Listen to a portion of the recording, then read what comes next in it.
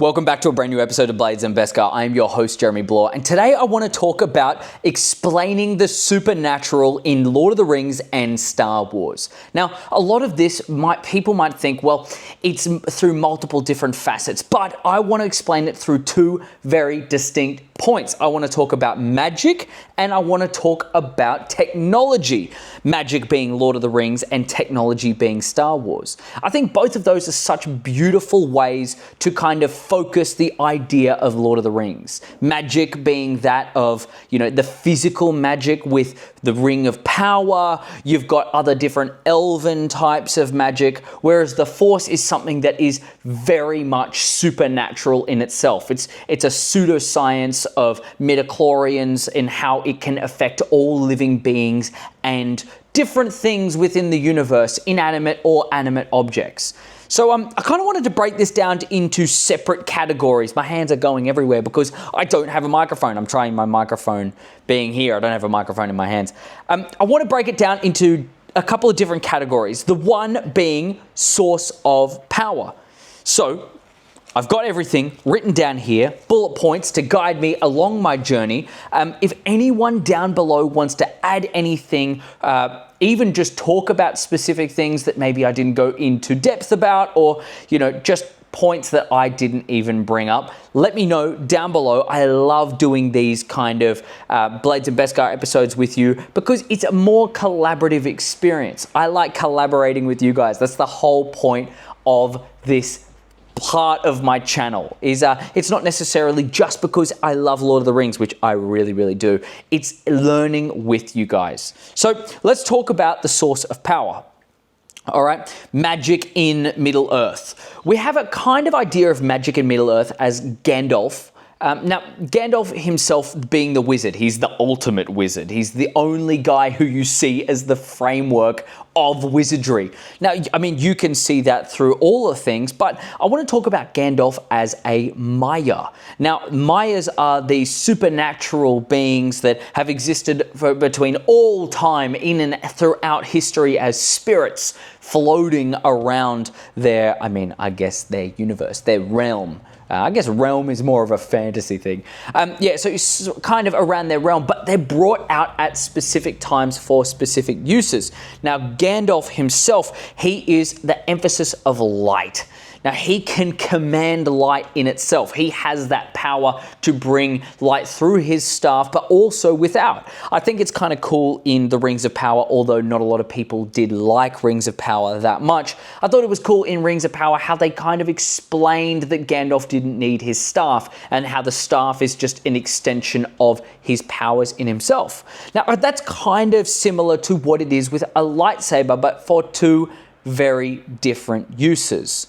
Now, for this one, the staff is an expansion of his power to be able to guide it through. But the lightsaber itself it doesn't direct the Force. You can't lift things up with a lightsaber. Now, that's kind of what I'm talking about. I know a lot of people might be flaming me in the comments right now thinking, well, the lightsaber is an extension because it has aspects of the Force in it. You can add power, you can add all this kind of stuff.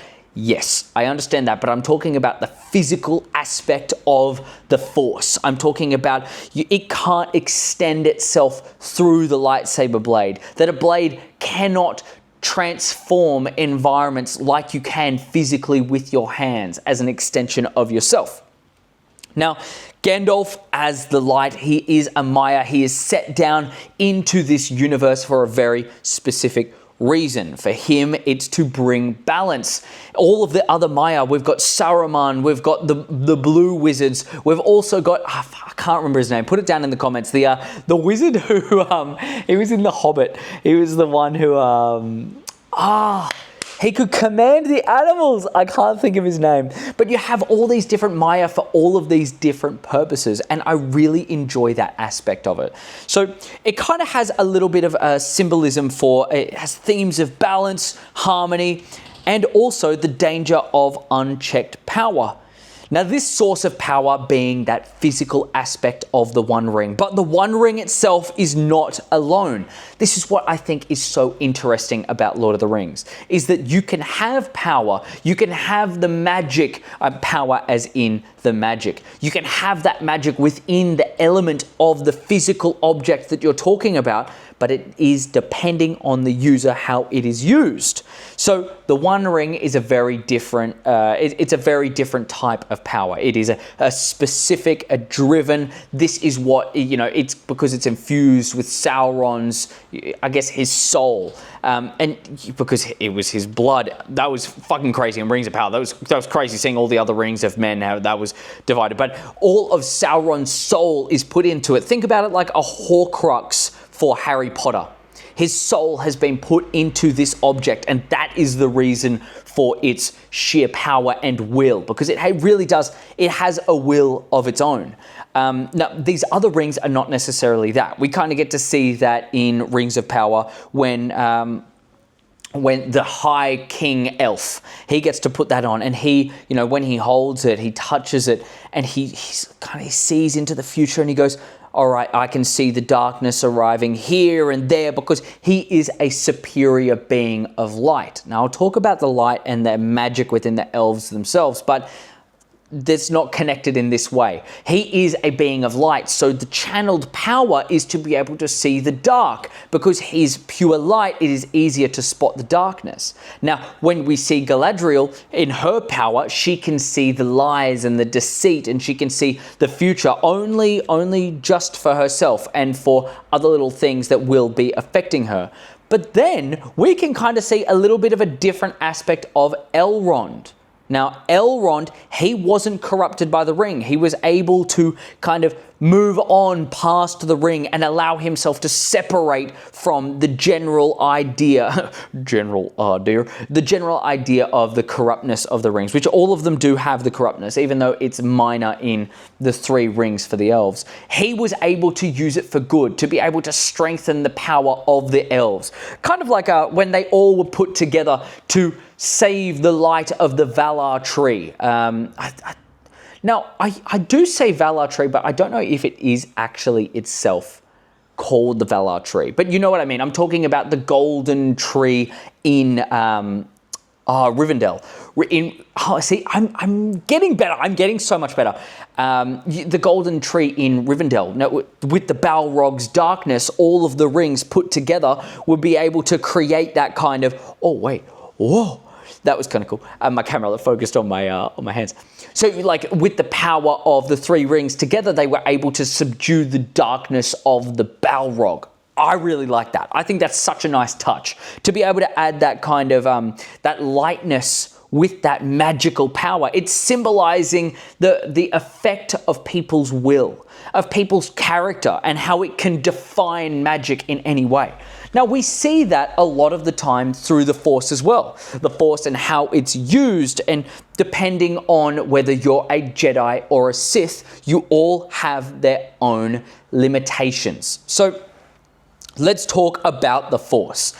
For people who have watched my channel and have watched my videos, I did a big video explaining, kind of giving an understanding of the Force.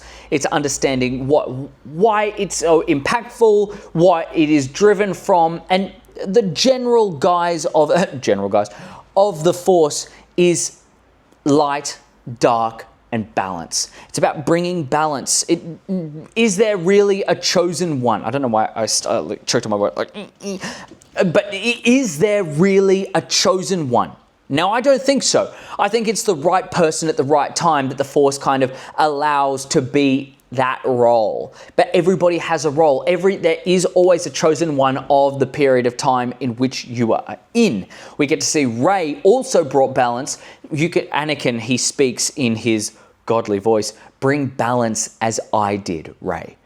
That's the chosen one of their time. So the Force, it gives and it takes depending on balance. Now, it doesn't necessarily have to be all the time. We get to see the darkness rising at the end of the Grand Republic. Now, the Grand Republic is what we see in the prequel era. But at the end of the Grand Republic, we get to see the Force, and it was at its greatest with the Jedi, but that was corrupt in itself. The scale was tipped too high for the Jedi and too low for the Sith. It had to be balanced. But that balancing, as it was going, you can see my hands, right? As it was going, and the balance of the Sith they were starting to rise, because it's that uneven weighting. If anyone's seen a scale, like obviously most people have probably been into a science class or whatever, you kind of see the scale, you put a weight on one side, it's weighing down, but you drop it onto the other.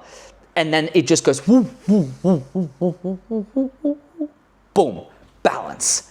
So that's kind of what I see the Force as. I see it as irreversible movements that changes and alters the way the scales have been fixed. So with the dark rising, the light rises to match it, that whole balance, it's brought by the limitations of the Jedi and the Sith. The Sith are destructive, the Jedi are restorative. They restore what has been lost through the Sith, but it is only through the Sith that they can destroy what has been corruptly built by the Jedi. It is a very beautiful symbiotic relationship, one that if it was able to sustain that minor shift in balance, you could have a very, very peaceful galaxy. Now, I'd say that minor shift of balance would be kind of bounty hunters and pirates, stuff that we're seeing in the Skeleton Crew.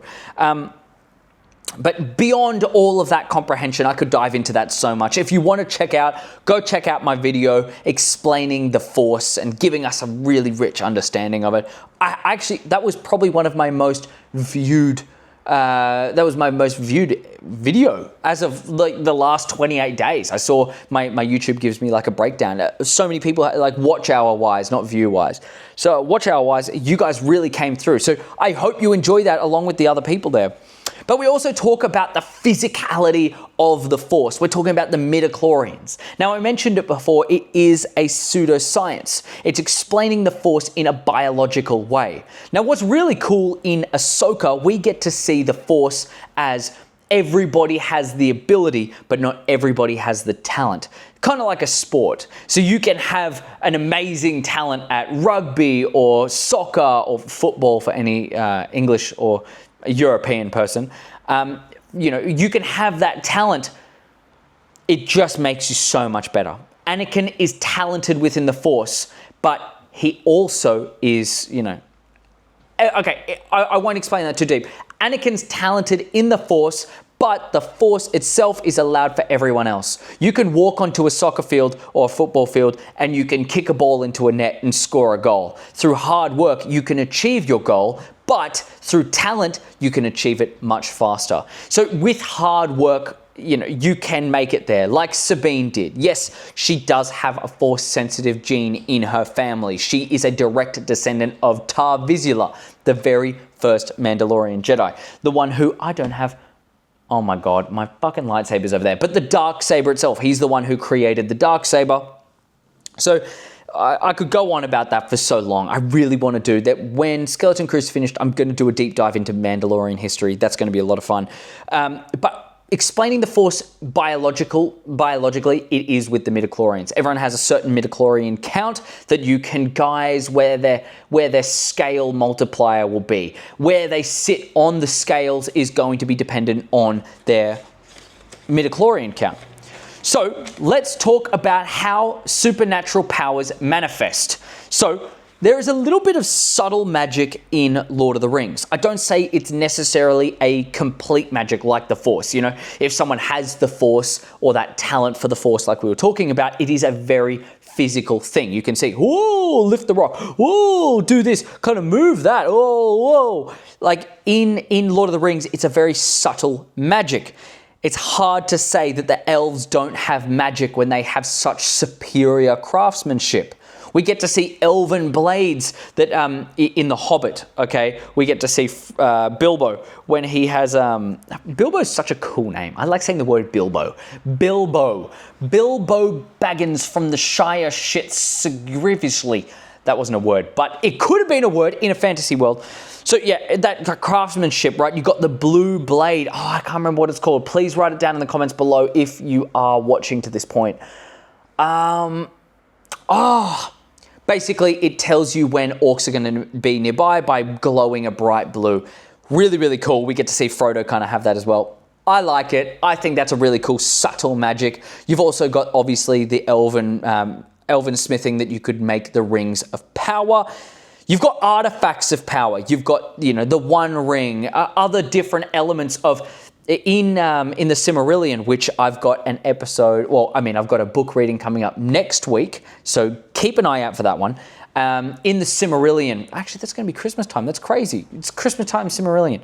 I'm going to keep repeating myself. In the Silmarillion, Morgoth or Malketh has a crown that has, the spiky crown that looks like the head of Saruman, his helmet. That crown has embedded the last fruits of the two twin trees of Valinor. Now, the two twin trees, when they died from Malketh and Ungoliant. Yes! That was so good. Okay. But Malketh and Ungoliant, when they killed the two trees, the last bearing fruits were put into gems by Feanor. So they were put into the sun and the moon. So that sheer power has been harnessed by Feanor previously into these gems. That is the reason for the downfall of the trees. If he didn't harness that power, then they would have been able to survive through the sheer will of the Valar. It's kind of showing, with the goodness of heart, there is also that corruption. But that artifact of power, even that on the darkness, you can see the unwilling beauty and power that these artifacts have. Even, if you watched Rings of Power, you have the sword that comes to a full blade when you've got blood on it. So you have to sacrifice for the blade. I like that. It's kind of seen as like an ancient, mysterious, and sacred supernatural.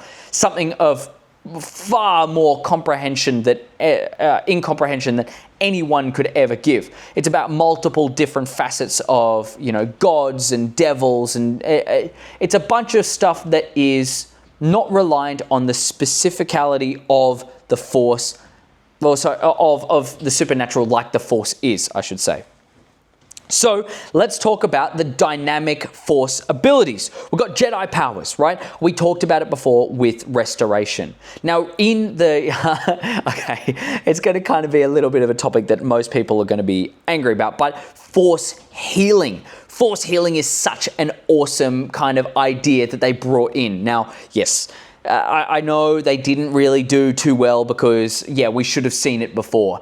But I really like Force healing because it kind of gives you that aspect of not restoring life, but it's transferring your essence. I think it's another element of sacrifice that can be done. Now, we get to see in the recent Marvel comics, that Anakin wasn't able to do Force healing because he just wasn't good at it. He could never get a knack for it. But these Jedi powers, these restorative powers, be for good or bad, it's a lot of it for the sacrifice. It's for balance. Now, there was a Force lightning. Before I get into a Sith power, which, lightning is a great power of that, they actually did have Force judgment, which was the Jedi power. Plo Koon was one of the ones who was able to use this Force judgment. It was like a yellow lightning. Now, I know Connor from Beyond the Dune Sea, if you're watching this, you really don't like yellow lightsabers. I want to know what you think of yellow lightning. So Plo Koon was able to use that Force judgment, which was the Jedi's version of that. It's a very hard task to be able to fulfill. To be able to reach that point of enlightenment as a Jedi is very hard, that not many people were able to do. It shows the sheer power of Plo Koon, or maybe the fact that, Dave Filoni liked him a lot and it was his favorite character, so he gets all these magical powers. So let's talk about Sith powers, all right? That is destruction. You get to see in the Eater of Worlds. Oh my God, I'm gonna get so flamed for this. Oh my God, I literally know who it is. It's the one with the mask and it's got the white and the... Why is my head... Oh, because I'm in Lord of the Rings world right now. I can't think about this. Oh my God, tell me down below what I mean. It's, anyways, basically, it was the power to absorb... Oh, it's on the tip of my tongue! It was the power to absorb all of the power of the Earth, the Force energy of the Earth. Well, the planet that it was. Really, really cool. We also had other Sith that were able to piece themselves together with the Force. So they were a dying, decaying person who was able to keep themselves together. Again, I forget the name. I'm so bad with this at the moment. But we also have something which a little more practical, if you guys haven't dived into or dove into Legends as much as what I'm talking about there. And also it is canon. It is canon. But, you know, if you haven't dove into the depths of Star Wars lore, let's talk about something very, very permanent.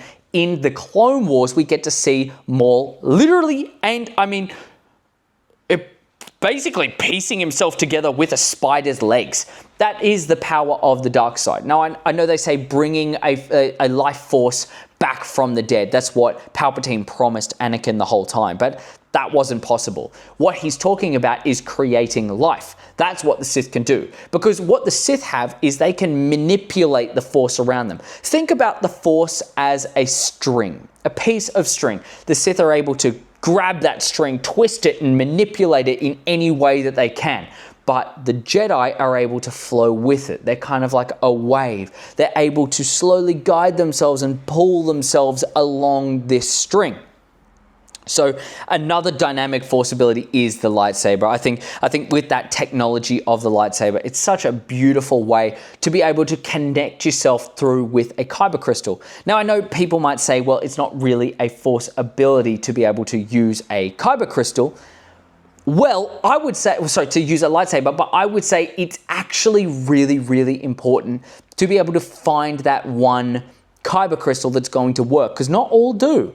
Not all do. We found that out in one of the episodes of the Clone Wars, where they had multiple other kyber crystals of the same kind, and the kyber was the only one that could properly work. The kyber that was allowed by the Force to connect to that one specific Jedi. Sorry, I just have to have that matcha. God, it's so good. It is so good. So it's kind of like the Force, you got to see it as an active and tangible power.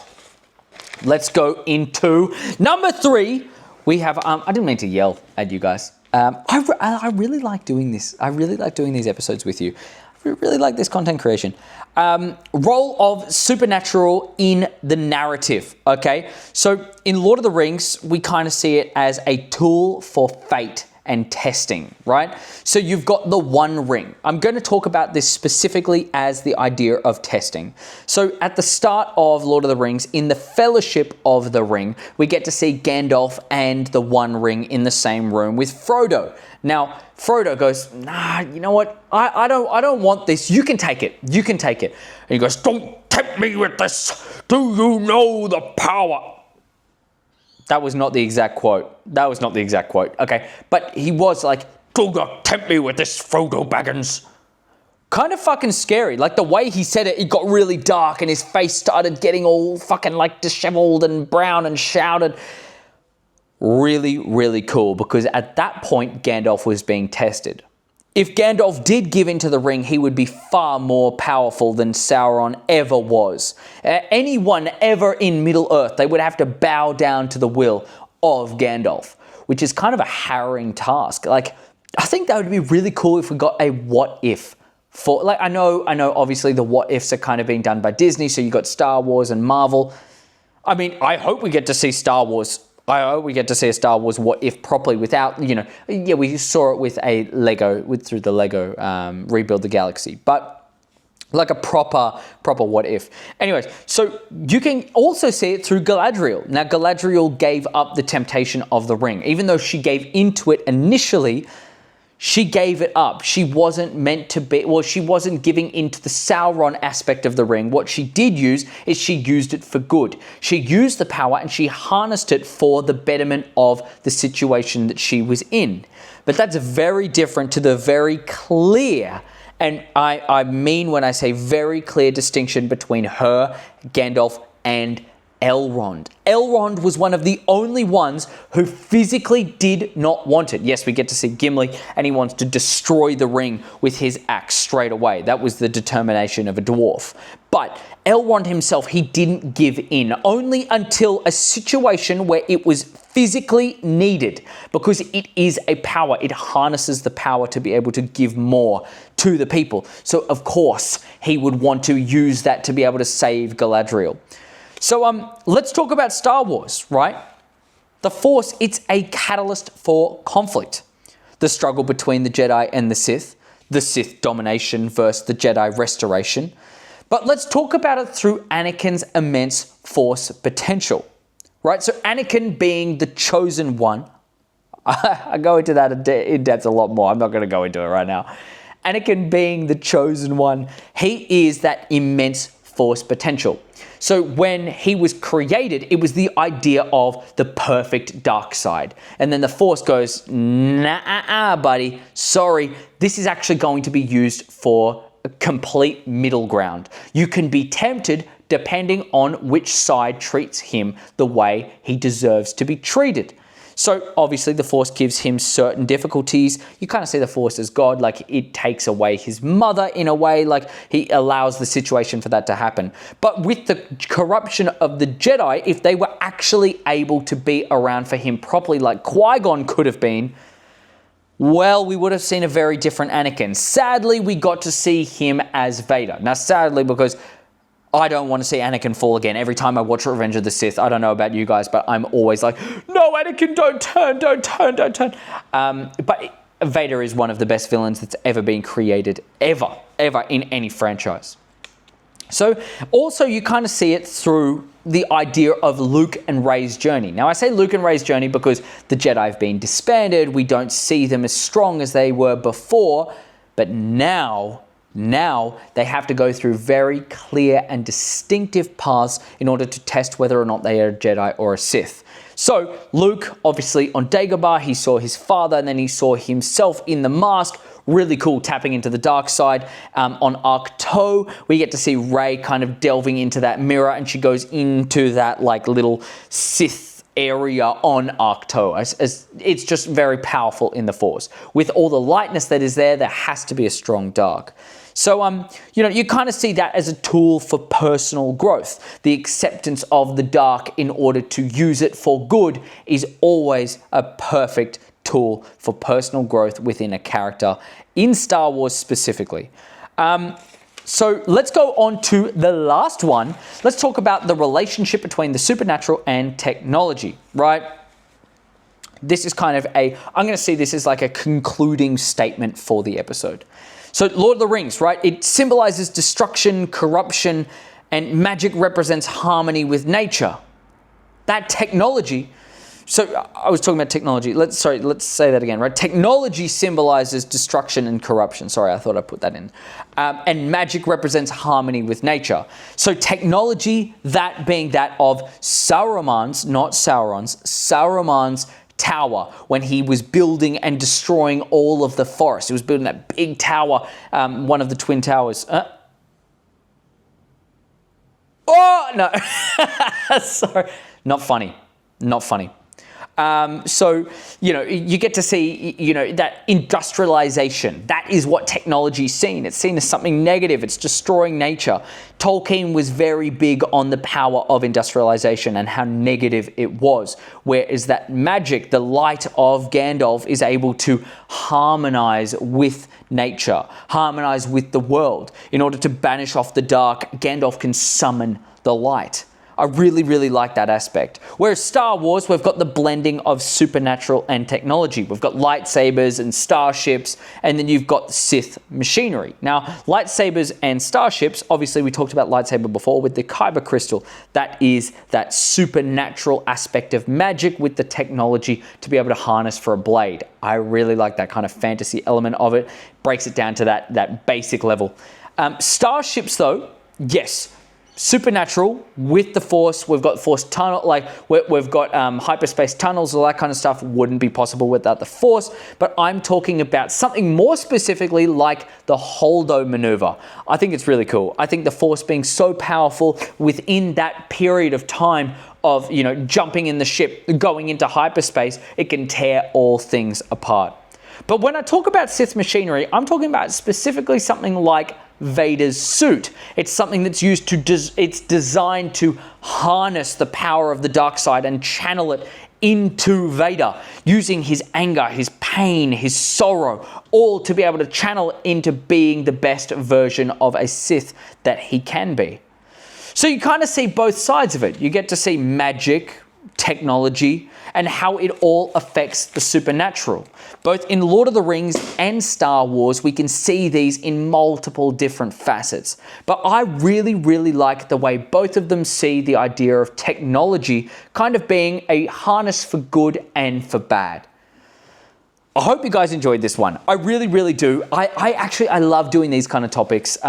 This kind of idea of Lord of the Rings and Star Wars being so close to each other is the highlight of Blades and Beskar. It's one of the reasons why I love doing these. For all of the new people that I see on my channel, thank you so much for coming in. Thank you so much for joining and being a part of this community, because, I mean, Beyond the Dune Sea, they've changed their fan segment to a beautiful idea, which is the community. I like a community segment. I like that. I really, really like that. I hope to incorporate that more, because I don't see you guys as fans. I see you as my community who enjoys my videos, hopefully, the people who keep me in line, keep me understanding, updated on everything. I love you all. I love every single take that all of you give. Thank you to everyone who's been watching and enjoying and just kind of commenting and being a part of this channel. I love you all. I can't say it enough. I love you all. I love you all. I love you all. I'll catch you in the next one. Next week, Blades and Beskar, 7 p.m. AEDT. This one was a little bit late because I had so much stuff to do today. I unknowingly had to go pick up a present for my girlfriend. Our anniversary, 2-year anniversary this Saturday. I'm very, very proud. Best relationship that I've ever been in. Happiest relationship that I've ever been in. And she's the love of my life. She's everything to me, and she's a massive part of this channel. This channel wouldn't be possible without her. So go shout out in the comments as well, my amazing girlfriend. She's the best. Tia Galanos, if you see her in there, yeah, she's the GOAT. Again, I love you all. Catch you in the next one. Also this Saturday, I'm doing a review of Skeleton Crew on my Blore and Mandalore main video. Check it out. I'll see you guys then. Ciao, motherfuckers.